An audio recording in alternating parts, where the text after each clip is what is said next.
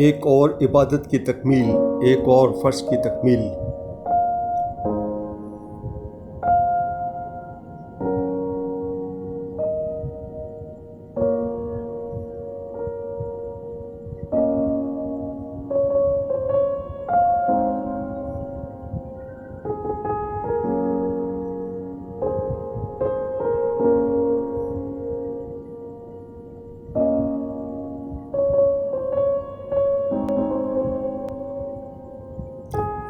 میں گزشتہ کافی عرصے سے رات کے فارغ اوقات میں گھر کے قریبی لوکس پارک کے سامنے جا کر بیٹھ جایا کرتا تھا۔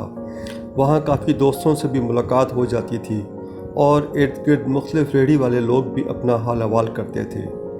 قریبی فرسٹ اسٹیپ شو اسٹور ہے۔ اس کا سیکیورٹی گارڈ عبدالسمیع سومرو بھی شاپ کلوز ہونے کے بعد آ کر بیٹھ جایا کرتا تھا۔ یہ لوگ معاشی طور پہ بہت بدحالی کا شکار ہیں، بہت قلیل آمدنی میں اس مہنگائی کے دور میں اپنا گزر سفر کرتے ہیں۔ ہمارے ہاں سیکورٹی گارڈ اور چوکیدار کی تنخواہ اب بھی 12 سے 15 ہزار تک ہے اور ڈیوٹی کے اوقات 12 گھنٹے ہیں، جو کہ بہت افسوسناک صورتحال ہے۔ عبدالسمیع سومرو روڑی سے پیدل آتا تھا اور پیدل ہی جاتا تھا۔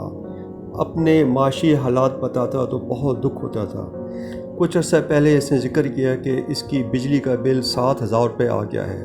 ظاہر 15,000 روپے میں 7,000 کا بل ادا کرنا بہت مشکل کام ہے۔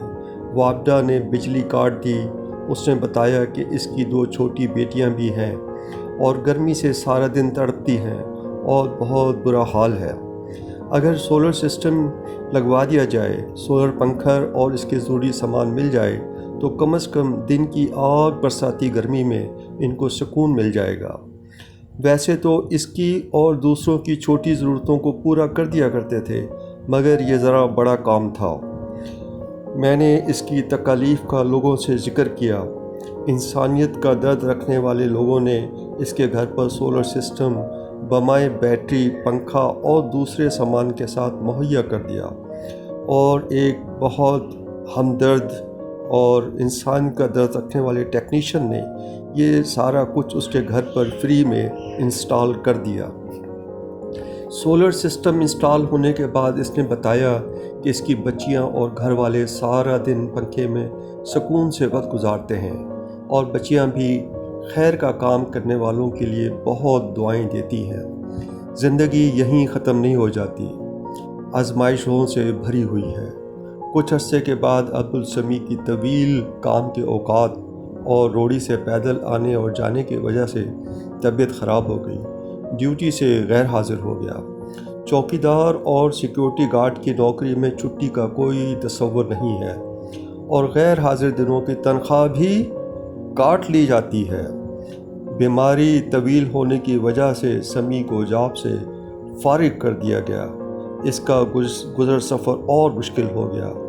اس نے کہا کہ اگر میرے گھر کے پاس مجھے کیبن، جسے سندھی میں پیڑی بھی کہتے ہیں، لگوا دی جائے تو میں اس میں بچوں کی اشیاء فروخت کیا کروں گا اور گھر کے قریب ہی رہوں گا۔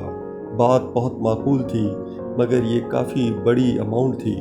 میں نے لوگوں سے اس کی بات کی اور اس کی تکالیف کا تذکرہ کیا تو مجھے بڑی خوشی ہوئی اور حیرت ہوئی کہ انسانیت کا درد رکھنے والے لوگوں نے خوشی خوشی یہ کام کر دیا۔